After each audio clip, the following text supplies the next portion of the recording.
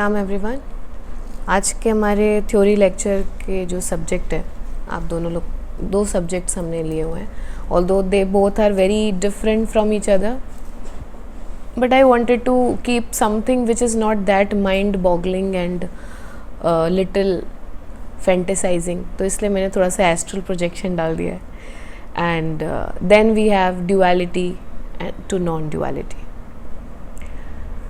सो थोड़ा सा कहाँ से रेफरेंस ले रहे हैं वहाँ से स्टार्ट करूँगी मैं आप लोग को बताना, ताकि आप लोग को बेटर समझ में आए चीज़ें।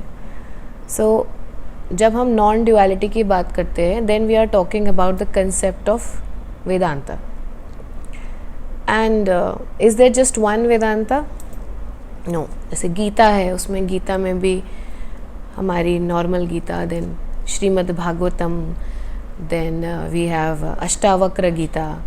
तो we have different forms of Gita given. Even now ISKCON में जो है गीता में there are little bit of changes they have introduced into that. तो जब हम वेदांत की बात कर रहे हैं तो हम नॉन ड्यूअलिज्म जो दिया हुआ है वेदांत में, नॉन ड्यूअलिस्टिक वेदांत, अद्वैत वेदांत की बात करेंगे। दोनों ही वेदांत अद्वैत की तरफ ही लेकर के जाती हैं, पर जो पहले हमारी वेदांत थी शंकराचार्य जी के द्वारा, उस वेदांत के कंसेप्ट में थोड़ा सा रिलीजियस पार्ट से लेकर के वो आपको नॉन ड्यूअलिज्म में लेके गए थे। फिर स्वामी जी का जब आया समय, स्वामी विवेकानंद जी ने उसमें जो इनपुट अपने दिए, that is kind of completely Advaita Vedanta. So Advaita Vedanta में उन्होंने साइंटिफिक कंसेप्ट्स भी डाले, थोड़ा सा समझाने की कोशिश करी बहुत ही लेमैन लैंग्वेज में इंसान को। क्यों ऐसा क्यों किया होगा? क्योंकि जब शंकराचार्य जी लिख रहे हैं तो उसे पढ़ेगा कौन? हम जैसे लोग, हमसे मतलब काफ़ी बेहतर वाले लोगों को पढ़ना था उसे, उनके समझ में आते वो कंसेप्ट्स। जब स्वामी जी की बात उसको एक्सप्लेन कर रहे थे, तब हम लोग we were under the invasion of many.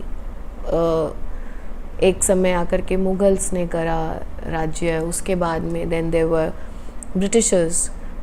So it was very important that the scientific language and the very basic concept has to be given, so that someone is able to understand the depth of dharma, and equally they are able to satisfy their modern mind। ठीक है। सो जब हम अद्वैतिक वेदांत की बात करते हैं, ये बहुत ही कंसेप्चुअली आप इसको समझ सकते हैं। मैं दो एग्जाम्पल से समझाने की कोशिश करूँगी आज। सबसे पहले समझते हैं द्वैत क्या है और अद्वैत क्या है। What is non-dualism and what is dualism? So dualism is when you consider you and something separate to you.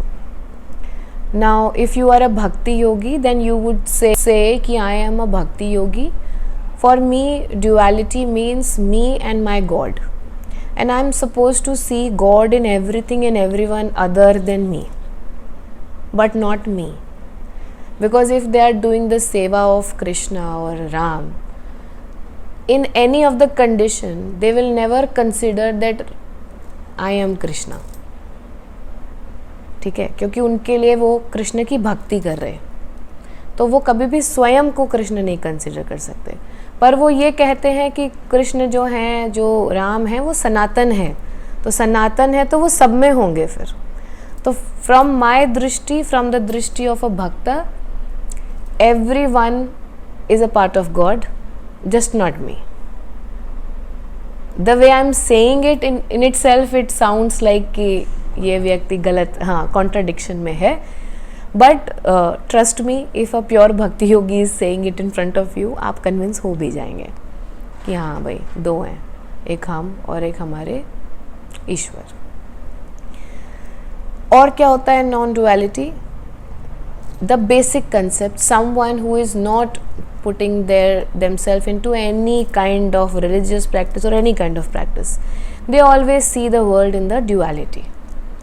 Because you see me and my headphone, me and my laptop, me and my mother, me and my brother. So every time there are two people or the two entities, you and something। ठीक है। What is non-duality? Non-duality is, in the initial steps you will start seeing that how you and the other things are related. The way I had said कि मेरे भगवान सनातन हैं, तो वो हर चीज़ में हो सकते हैं मुझ में छोड़ करके. ये सेंटेंस मैंने जिस तरीके से बोला था वो ऐसा इसलिए साउंड किया था डाउटफुल, क्योंकि myself I am a non dualist. तो when I am even putting it, I am not able to put it in a way where I am not finding my relationship with the divine. ठीक है, और क्योंकि मैंने अपना relationship पहले ही बोल दिया, इस वजह से आपको वो साउंड भी ऐसा कर रहा है कि ईश्वर तो तब मेरे अंदर भी होने चाहिए अगर वो सनातन है तो. How am I separate from divine then? That's why it sounded like that. तो नॉन ड्यूअलिटी का पहला स्टेप ही यही होता है, जहाँ आप ये क्वेश्चन करते हैं कि ठीक है, मैं कह रहा हूँ कि मैं और मेरे ईश्वर, पर मैं कौन हूँ फिर? If I am not God और a part of him, then who am I? The moment that question arises, your यात्रा for non duality starts from there. Then as you proceed, you try to find the relationship, the similarities and the differences. ठीक है, कि क्या क्या मेरे में और the one I am considering the other one, how much of it is similar and how much is different. Then step next is to understand the dependency. Who exists without whom? Who is the reality and who is the reflection?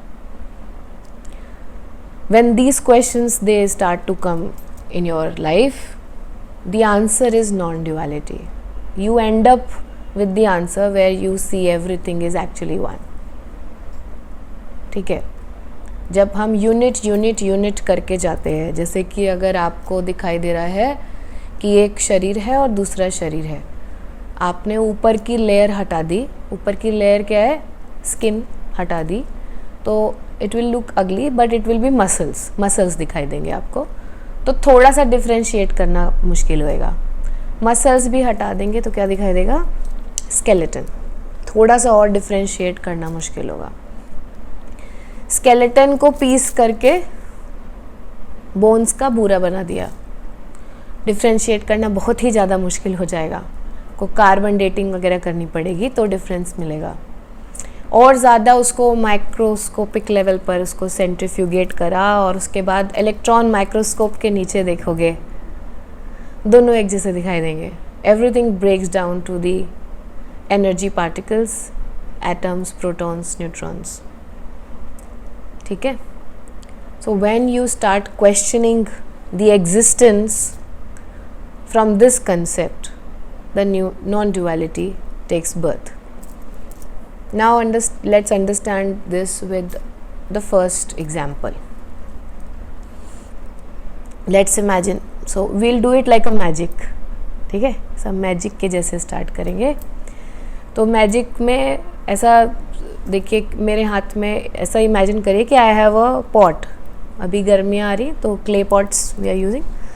तो मेरे हाथ में एक clay pot है, अभी हम इसको गायब करेंगे. मतलब इतना ऐसा बहुत ही बेकार वाला नहीं करेंगे एग्जाम्पल कि मैं देखो ये पॉट है और अभी ये गायब हो गया, ऐसे नहीं. We will do it with concepts. So let's say I have a clay pot in my hand. The clay pot का काम क्या है? उसके अंदर आप पानी स्टोर कर सकते हैं. ठीक है, that is its functionality. Secondly, it has a function more to it कि वो पानी को हल्का ठंडा रखेगा. ठीक है, and then you can drink it. So it's a पात्र in which you can keep water, store. It has some space, and then its function is it can make the water little cold. But if you touch the pot, what are you touching? Clay. If you touch it from inside, what are you touching? Clay. When you see the pot, what you see? Clay. है ना? अगर हमने pot को late से तोड़ करके उसका powder बना दिया, what you get? Clay. ठीक है, So look at yourself in that way. The difference is just in the appearance. You understand? In the concept of cause and causality, है ना, फंक्शन एंड फंक्शनैलिटी. किसी चीज़ के होने का कोई फंक्शन है, मान लीजिए आपने कान में सोने का पहना है, नाक में पहना है, अलग अलग आभूषण है, उसको गला करके हम हाथ का भी बना सकते हैं. फंक्शन चेंज हो जाएगा, मटेरियल सेम रहेगा.